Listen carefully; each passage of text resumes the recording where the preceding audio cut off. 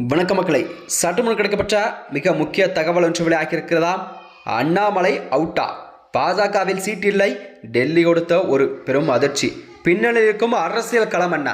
வாங்க வீடியோவை முழுமையாக காணலாம். அதாவது தமிழகத்தில் வரக்கூடிய இந்த 2026 சட்டமன்ற தேர்தல் என்பது அனைத்து கட்சிகளுமே சந்திக்கக்கூடிய ஒரு முக்கிய தேர்தலாகவும் தமிழகத்தில் பார்க்கப்பட்டு வருகிறதாம்.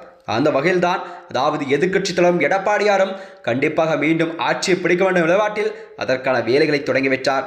அதாவது தமிழகத்தில் அதிமுக பாஜக கூட்டணி ஒரு வலுவான கூட்டணியாக பார்க்கப்பட்டு வருகிறதாம். அதில் தமிழக பாஜக தலைவர் அண்ணாமலை அவர்கள் வர இருக்கும் நாடாளுமன்ற தேர்தலில் போட்டியிடுவாரா மாட்டாரா என்ற விவாதம் அரசியல் வட்டாரத்தில் சூடுபிடிக்க தொடங்கியிருக்கிறதா.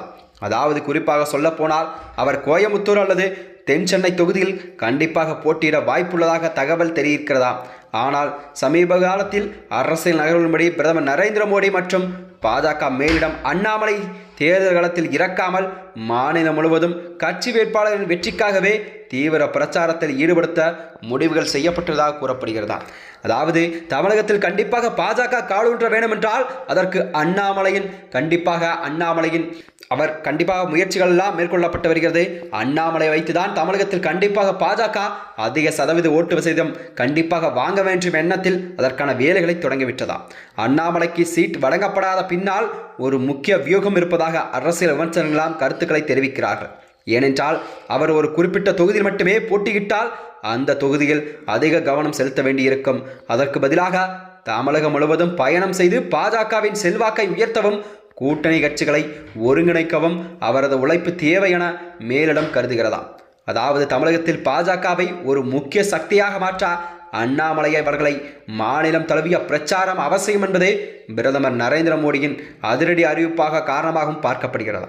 இந்த முடிவு என்பது அண்ணாமலையின் ஆதரவாளர்களிடையே சிறு ஏமாற்றத்தை ஏற்படுத்தினாலும் கட்சியின் நீண்டகால வளர்ச்சிக்கு இதுவே சரியானது என்று கருத்துக்கள் நிலவிக் கொண்டிருக்கிறதா. அதாவது என் மண் என் மக்கள் யாத்திரை மூலம் தமிழகம் முழுவதும் அண்ணாமலை ஏற்படுத்திய தாக்கத்தை தேர்தல் நேரத்தில் வாக்குகளாக மாற்றுவதே தற்போதைய முக்கிய இலக்காகவும், எனவேதான் தேர்தலில் போட்டியிட்டால் கண்டிப்பாக ஒரு கிங் மேக்கராக இருந்து தமிழகத்தில் தாமரையை மலரச் செய்யும் பொறுப்பை பிரதமர் மோடி அவரிடம் ஒப்படைத்துள்ளதாகவும் அரசியல் நோக்கர்கள் தங்கள் கருத்துக்களை தெரிவித்திருக்கிறார்கள். அண்ணாமலை என்பது கண்டிப்பாக தமிழகத்தில் பாஜகவிற்கு ஒரு முக்கிய முகமாக பார்க்கப்பட்டு வருகிறதா.